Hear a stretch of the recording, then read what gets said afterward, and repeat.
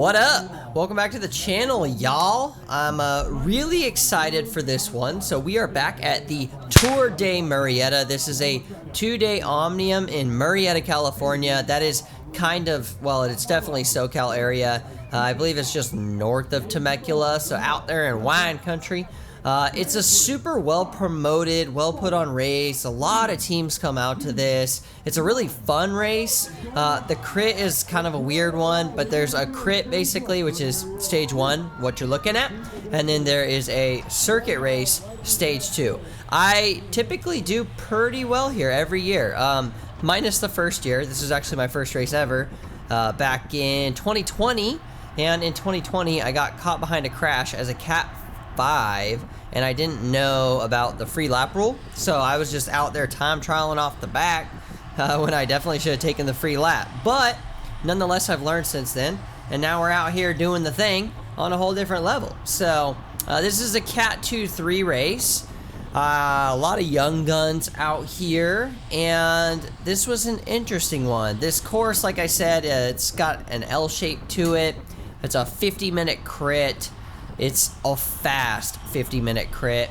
I personally don't think it's super technical, but maybe for some people who have trouble cornering, which has been our entire 2-3 field this year apparently, it could be pretty technical. So I don't know what's going on, but this race just seems to always bring out the worst in everybody when it comes to cornering. So it's one of those things. I think the field is just really surgy. There's not a lot of organization, so that causes trouble. But nonetheless, stage 1, let's go ahead and dive into this one and see how it plays out. There are a few kind of, I guess, couple larger teams in this one. We actually had 5 guys ourselves. We are the Deuce of LX boys. And then iSpeed Racing also had, I think, 6 or 7 guys out for this race. There are a couple really notable Team 6 riders. One of those is in front of me right now. That is Wyatt. Wyatt's a legend. Big sprint, big kick. Tommy Fang, he is definitely kind of like a long flyer dude, and we've seen that multiple times. So we're always on the lookout for these guys, always on the lookout for the iSpeed guys.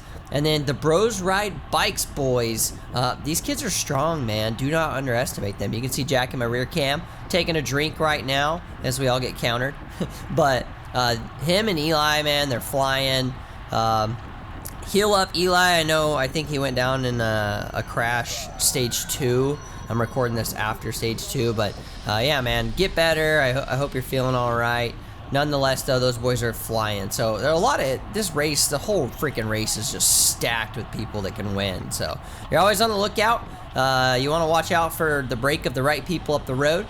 And let's talk more about breaks of the right people up the road and kind of our thoughts on the day. Alright, so jumping ahead just a little bit here, well actually a lot of it, we're later into the race now, so there's been a few moves that have kind of tried to get going early on, and this is just a race that's like far too fast for that to really happen. You would have to stay out there for, 45 minutes doing some absurd amount of wattage. It's like a 27 plus mile an hour race with all of these corners. So you can see things are sort of getting organized up the road. There's sort of a break up there, and then there's kind of some organization, like a little bit of a chase group behind. I'm just trying to slot myself and put myself in a position to hopefully allow Ansel to jump off of me. So kind of our strategy going into this one today was to maybe send Ansel up the road on a counterattack on any of like the points preems, which are like our intermediate sprints for Omnium points.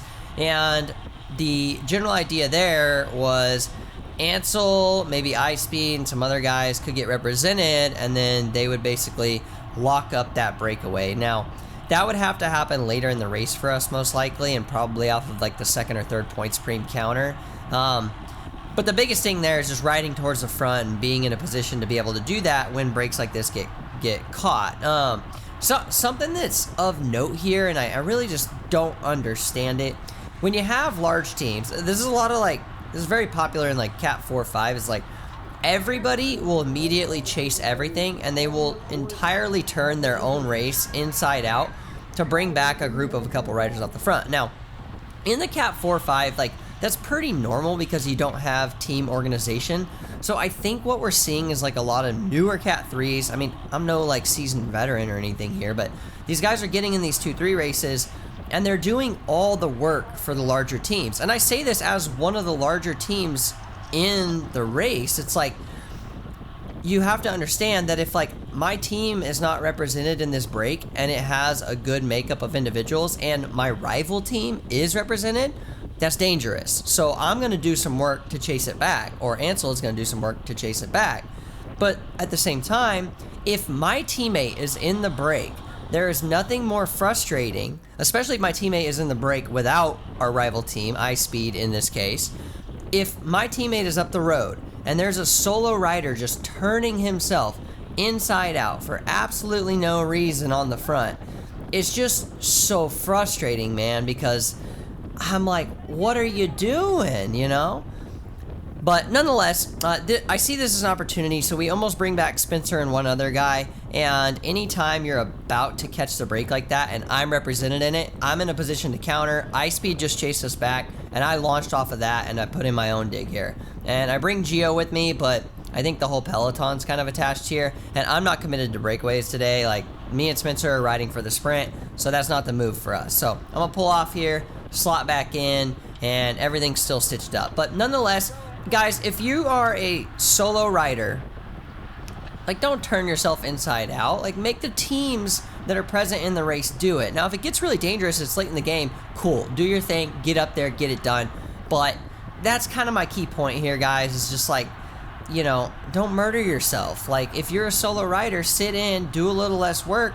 It's how you're gonna position yourself to win the bike race better.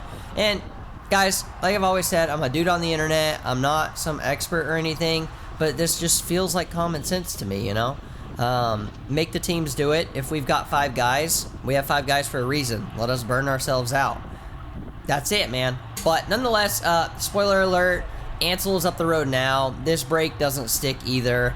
It was very clear early on this is probably going to come to a field sprint, and this is a long, really long field sprint, and so positioning and everything else is very important in this one. So I want to talk a bit about that, and let's just dive into how this one shakes out and how the finish goes. So coming into about 5 to go here, we're about 5.5 out. This is kind of when everything starts getting real weird, and the witching hour of the race, I guess, is in full effect here. So people start throwing haymakers, weird stuff starts happening. You just saw that we brought back the Team 6 rider that I was talking about earlier, Tommy. He likes to send those flyers, but Ansel, who is on the front right now, my teammate, has turned himself inside out to make sure that doesn't get away, especially with like 5 to go. So I'm yelling at Ansel here. I'm like, dude, your job's done. You brought him back. It's over, right? So like, you need to shut it down, slot back in, and prepare to lead, you know, Spencer and I out later on if you've still got the gas. So I want iSpeed to take over, but they're not even up at the front at this point. And I know this is opening us up to a counter at this point. And so I'm trying to pedal just hard enough to keep it fast and not encourage anybody to attack. But nonetheless, I see it coming on the left. So this solo rider is trying to go long, coming into 5 to go. I actually am just stomping pedals to hopefully kind of keep things strung out and keep us close so that somebody can jump across to this, or, you know, just patch it up the rest of the way. But I look back and I realize I have a gap. The only problem with that is as soon as I hit it hard like that, I realized that the peloton, it just lit a fire, right? Like, everybody's going full gas. So with 5 to go, if I get up the road with another rider, I can understand that's probably not best case scenario for a lot of people. So Jack Watson with Bros Ride Bikes, he's interested in chasing that and kind of stepping on the gas himself. And so he sort of makes the effort to tow me back. And I know, which is, you know, I know that he's going to also finish the job here and chase this solo rider back as well. So that's really encouraging. I'm going to slot back, try and recover a little bit, coming into, like I said, a super long sprint finish. As you all know, sprint finishes get pretty dicey, especially when people are jockeying for position. We're trying to get organized here, and I'm finding Spencer's wheel. Colin is my other teammate, and he's looking back, and I'm like, dude, don't look back. So I scream at him here. He just almost takes out all of us. So we're not innocent either. I mean, stuff happens sometimes, and I definitely was like, dude, look forward, pedal your bike, let's go. But the key point behind that is, like, now we're kind of coming into one to go, and that sort of pushed me out of position. I am way too far back here. So I know that if I'm going to be competitive, I have to make up a lot of ground here, and that's kind of what my mission is going to be. Now, the encouraging thing here is I know a lot of guys that also want to be involved in this finish. They're right here. So Mo in front of me in the yellow socks, he's going to want to be involved. You can see the Subaru Santa Monica rider in the blue helmet. He's going to want to be involved. You know, you can see both of these Velo Kings riders kind of getting organized. All of these people want to be involved in this finish, and I just take advantage of Mo moving up right there, and I'm like, all right, dude, here we go. So we're coming into one to go right now. The iSpeed boys are also pushing forward. At this point, if you are moving backwards at all, you're probably putting yourself out of this bike race. I've said that a dozen times. I say that all the time. You know, with one lap to go, I really hugged the dirt there, got up in the gutter, but I mean, hotline. And that's because, like I said, if you are moving backwards at all at this point in the bike race, there's a very high likelihood that you are probably not going to win the bike race. You can maintain your position and be involved in the washing machine, or you can be moving up. But anything other than those two options at this point, with legitimately half a lap remaining, it's just, that ain't it, man. So at this point, I'm realizing I need to fight to be top 10 wheels through the last two corners, and that means you have to uncork some watts here to get in that position. So I'm trying to force my way up here. I want the inside line. I'm going to do everything I can to put myself there, but I don't want to put myself on the front because this sprint is like 450 meters or something into a headwind. So it's always a long sprint. This one's not going to be quite as fast as it would be with like a tail or something like that. But these two corners are critical. You have to be in position. So I'm on the inside line, which I like because we're coming into the final straight and the left side of the road is protected. I take a good line here, close the door on the inside, come under the Subaru rider, and everybody starts galloping. And this is perfect because I know that I'm going to be able to find a wheel. I'm doing like 900 watts seated behind Mo here. I'm finding a line. Couple riders going a little bit slower in front of me, and Wyatt comes flying out of freaking nowhere. The Velosport rider drops off his teammate Alfredo, and I'm just doing all I can here to stay on the gas. I sit down, stomp back on it, boom, bike throw. So Alfredo takes the win, Wyatt takes second. The Subaru rider, who I actually passed in the corner, was able to find a clean line, come around me, and I think he landed on the podium as well. So I cleaned up 6th place in this one out of 68 or 69 starters. I don't think I saw like the back of this race more than maybe 2 minutes, so that was important for me. Did some big watts. I normalized like 301 or 302, and for me that's pretty solid at like 160 pounds. We're getting there. Fitness is coming.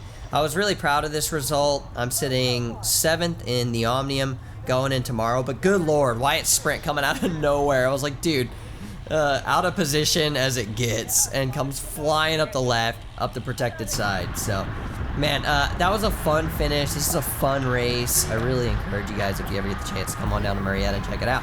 If you want to see some more race analysis, if you want to stay tuned for stage 2, subscribe to the channel. And if you want to watch one of these other videos that I popped up on the screen a second ago, highly encourage you to do that. Plenty of vlogs coming this season. Track racing starts Tuesday. I'm excited for all of it. I will see you guys again soon in the next video. Take care.